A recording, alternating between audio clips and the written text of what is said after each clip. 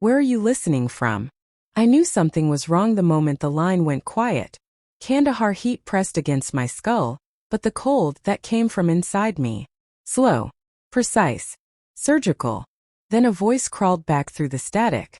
A voice I'd never heard. A man laughing too close to the mic. You should have been home, janitor.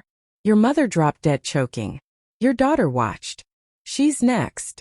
I didn't breathe. Not from fear, because I needed every molecule of air for thought. Then I heard it. Faint. Strained. My daughter's voice. Daddy, he's hurting me. My vision didn't blur. It sharpened. A message from my wife followed, cold, rehearsed. Don't return. We don't need a janitor. That was the story she told everyone. Neighbors. Teachers. Her friends. Her lover. A harmless man pushing a mop on base. Forgettable. Safe to betray. But betrayal doesn't surprise you. It grows slow like mold behind a wall. You smell it long before you see it. And I'd smelled it for months. The odd distance. The sudden hostility. The careful space she kept when I came home on leave. But hearing another man answer her phone. Hearing him laugh about my mother's death. Hearing my daughter cry in the background. Something inside me didn't break. It aligned. I closed my eyes and replayed everything. Breathing patterns, echoes, background noise. Cataloging details the way I did in field reconnaissance. On base, I accessed what mattered most. Information. Phone logs. Voicemails. Metadata. People think privacy exists. Doesn't. Not when someone like me wants inside. Her call history was repetitive. Same number, same hours, same frantic silences. Not passion. Fear. Interesting. Next, I traced the lover's voice. Matched audio patterns. He'd been arrested twice, narcotics, extortion. A small predator pretending to be a wolf. Perfect. Small predators are predictable. Then my mother's last voicemail. Her breath slow, unsure. She mentioned a man at the door. Uncertainty can choke faster than hands. My daughter's school record showed early pickups. By a man no one questioned. Confidence is the perfect disguise. I kept moving. No wasted steps. Each detail tightened the circle. Each clue sharpened the truth. Then the final piece dropped. Location history. 3 nights. Same motel. 20 minutes from home. Same number pinging beside her phone. The motel camera showed something else. My daughter being led by the hand into a room.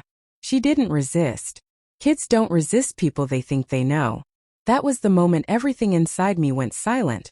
Not rage, purpose. When I confronted my wife, she didn't even try to lie. Her face cracked instantly. It wasn't supposed to be like this, she cried. He said he'd help. He said you'd never come back. Excuses. Fragile, trembling excuses. I listened. She broke. I didn't. Revenge isn't noise. Revenge is precision. I met her lover in the motel parking lot, the place he thought was safe. I let him believe that just long enough. I said one sentence.